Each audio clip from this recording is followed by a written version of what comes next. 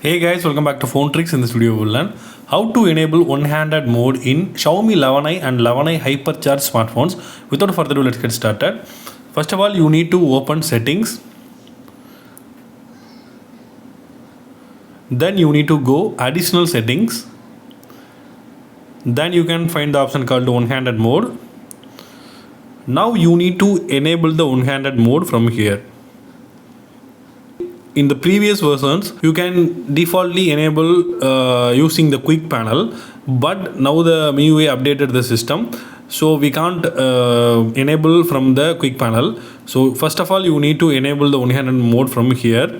After that, you need to swipe left from home key to recent key. So in the method. Also, you can swipe right from home key to return key. If you want to exit the one-handed mode, you can click the darken area. So this is the method. You can see.